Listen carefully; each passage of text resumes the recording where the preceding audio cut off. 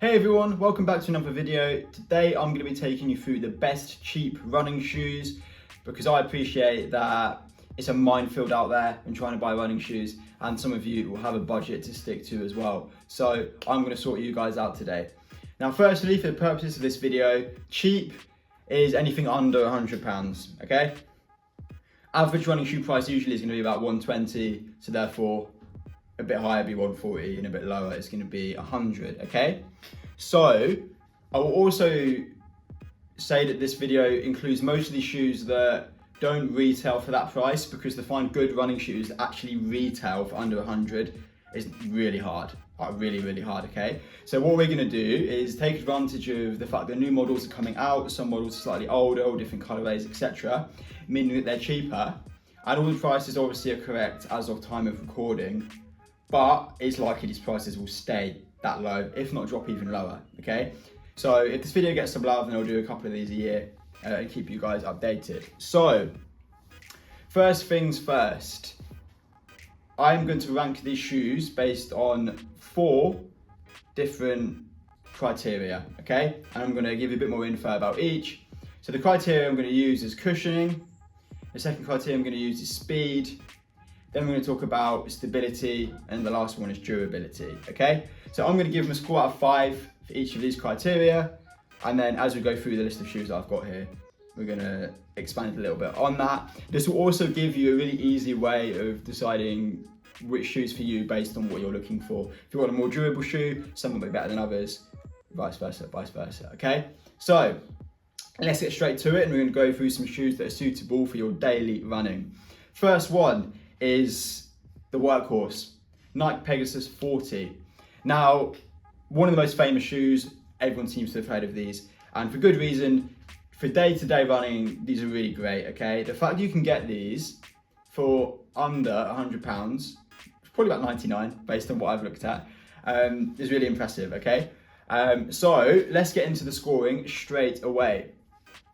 Cushioning, we're gonna go for a 3, okay? They're just not the softest, not the firmest, they're just a good middle ground cushioning, nothing too exciting there. Speed, we're gonna go for a 2, I'm gonna say. Just because, compared to a couple of the other shoes in particular, they're not necessarily a shoe that I would rely upon to get me a PB. Not saying they're a slow shoe, but I'm just saying when you compare it to how fast some shoes can be now with the foams and the plates, etc., maybe not the ones for speed, okay? When it comes to stability, we're gonna go with a number 4 there. So, 4 for stability, because they're not the softest shoe in the world, the grip's really good, so it means that you're gonna be able to be pretty confident that your footing is going to be okay. It also means that if you over-pronate loads, it's not gonna be horrendous for you guys either. Worth noting that there's no support in the shoe, so there's nothing in there to stop you from overpronating, but just because of the design of the shoe means it's not going to be as bad as a couple of the faster shoes in particular, okay? Durability though is where this shoe excels. It's a 5. It's often referred to as the workhorse by a lot of runners because it's just so durable. You'll easily get your use out of these. And when I say you get your use, I reckon you can get probably about 500 miles minimum out of these, genuinely. So definitely worth a shot. Next shoe is a little bit of a rogue one, and it definitely might not be the most popular among people who reviews running shoes, but from my experience as someone who has worked in that industry, advising people about shoes and trying a lot of shoes on a day-to-day basis, this is the Saucony Endorphin Shift, and this is the Endorphin Shift 3. Now, this shoe is what we call a maximalist shoe, so it has really high levels of cushioning, okay? So straight away, that cushioning is going to be a 5. So there's a lot of foam there, which means for your long runs, it's great, okay? What I will say is speed-wise again, I'm gonna give it a 2. I could give it a 1, but I'm gonna be generous and give it a 2 because it's a maximalist shoe. Naturally, you don't get quite as much response, so therefore it's a little bit slower. Next up for stability, we're gonna give the stability a 3 because it's maximalist. You get a little bit to help you out on that regard, but wouldn't say it's the most stable shoe in the world. So that's definitely worth bearing in mind. Then durability, we're going to go for a 4. So not quite as durable as the Pegasus, but then nothing is really. So this is still definitely a decent shoe for you potentially. The reason I mentioned this shoe is because when I ran in it, what Saucony use, they use technology that they call speed roll. And what that essentially does is that if you a bit more of a heel striker, like myself, or I could definitely used to be, it's going to rock your foot forwards to get you to transition from your heel to your toe as quickly as possible. So that just speeds up your cadence a little bit, and it just means you spend less time in contact with the ground. So that can be quite a nice feeling, and it does feel like almost like Rolls Royce, quite smooth. Now, that might feel weird for some people, and it might rub them up the wrong way. So that's just why maybe it's not quite as well regarded, but this is one of the cheapest shoes on the lift as well. You can probably get this for about £60, based on what I looked at, okay? Moving on, next shoe is the New Balance 1080 V12, another highly cushioned shoe. Not the softest cushioning in the world, is fair to say, okay? But I'm gonna give it a 5 for the cushioning, because there's a lot of it. There's a lot of foam that New Balance are using here, so this will give you a nice cushioned ride. Speed, a 2, again, firmish, not overly responsive from my experience. So I'm gonna give it a 2, not the fastest shoe, but on your daily trainer, it doesn't need to be the fastest shoe. Stability, /support, we're gonna go for 3, again, middle of the pack here, nothing too crazy. And then durability, we're gonna give that a 4 as well.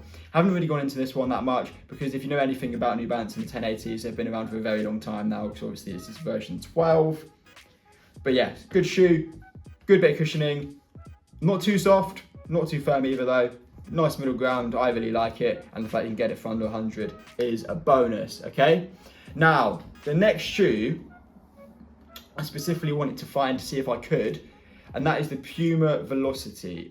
Now, note, this is the Puma Velocity Nitro 2, not the Nitro 3, because that's over 100, okay? So a slightly older model, but this shoe is just a really, really good all-rounder. Quick side note as well, if you do Hyrox, this shoe is a perfect shoe if you're looking to train and race in the same shoe and not have a couple of different pairs. So really worth noting, this can be a great option for you as well. So with the Puma Velocity, we're gonna give its cushioning a 4, okay? It's fairly cushioned, it's a really good job, it feels really nice to run in. I have the Deviator shoes, a similar foam as well. It's all good on the cushion and comfort front.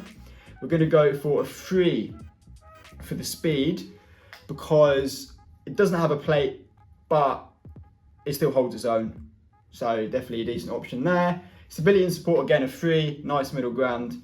And then durability, we're going to give it a 4. As you can see, nothing below a 3 there, which is obviously a really good sign that this is a good all-round shoe, which means that I do rate it really highly. You can get these shoes for about anywhere from £50 to £70 now. Again, as I say, remember it's the Nitro 2, not the 3. So yeah, really good shoe. And then if you're interested in Hyrox as well and just want one pair of shoes to do it all, definitely your best choice, okay? Now, last shoe of our daily trailers is going to be a classic. Anyone who knows about loads of running shoes, you'll know about the Asics GT 1000, okay? It's been around for yonks. Now, this shoe has got a bit more support in it. So what this will do, there's a design here to sort of reduce the effect of you overpronating. So some people, when they run, everyone starts running outwards like so. You pronate to this point, and then overpronating is when you come a little bit too far. Now, it's not usually the end of the world, and it's rarely to cause any serious issues. But if you want like a moderate support shoe, the GT 1000 is a really good bet. So that's why I've included it in this list, because it's going to do a good job because of the post in there, okay? So getting onto it, cushioning, again, mid-pack 3, nothing too crazy there. Speed, shoes with a bit of support don't tend to be the quickest. It's also not the most responsive, so we're going to give it a 2. Stability, we're going to give it a 4, and we'll link the support into that too, so that's something, just a bonus. If you're looking for that, a support shoe, this is a good option for you.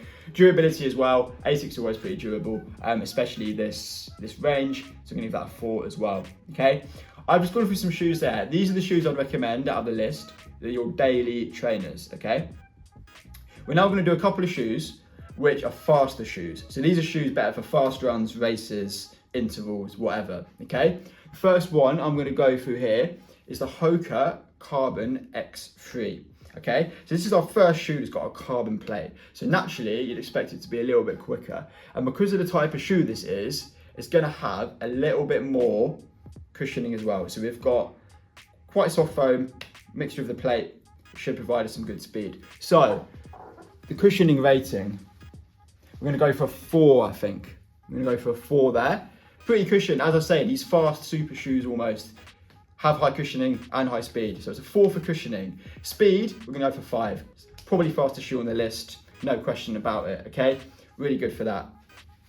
From there, we're going to move on to a 2 for stability, because these are not the shoes where if you're worried about stability, these aren't the shoes for you. If you're running off road a little bit, or there's a mix, or if you have a lot of overpronation, the shoe is probably not going to help you out too much, especially in training.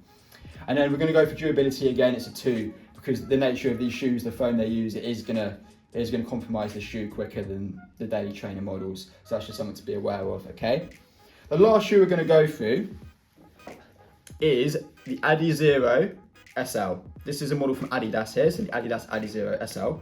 Now, this actually follows on from a shoe Adidas did a few years ago called the SL20, which is like a really good, it's a fast shoe without being a super shoe, so you can keep some durability and it's a nice middle ground, so you could still train in it. Just a follow on from that shoe. So when it comes to the cushion, this shoe is, again, looking around the 4 mark, I'd say. But the speed isn't going to be quite as fast as the Hoka, so we're going to have a 4 there as well. But this is where it gets a bit better. Stability and durability, I'm both giving a 3. So as you can see, if you want to train in a faster shoe than the daily trainers, this is maybe a slightly better option for you. A, because of price point, and B, because of it's just better, more of an all-rounder, fast all-round shoe. Okay, there's the shoe list then. I'm going to tell you what my favourite 3 are, and we are going to say in no particular order because they are quite different. So the first shoe I'm going to mention, obviously, as you might have guessed because I mentioned it first, is the Pegasus 40. I just can't really, it's always, you know what it's going to do. You know it's going to be a solid shoe, therefore it deserves its place in my favourite 3 shoes. The second one I'm going to go for is the Adizero, the Adidas Adizero SL, just because I really like the fact that you can actually get away with training a little bit more in it, as well as your faster runs. And then the third shoe I'm going to mention is the Puma Velocity Nitro 2, just because as an all-round shoe, it's a really good value. Every box you're probably looking for from a do-it-all shoe, I'd say the Puma ticks from my experience. Okay, so there's my shoe list for you. If you want to see updated versions of these a couple of times a year, please show some love to the video. Drop a like, comment, subscribe, the usual business. And then obviously if you have any questions or you want some advice about any shoes that you found, either message me or drop a comment down below and I will reply to you as quickly as possible. But thanks for watching and I will see you in the next one.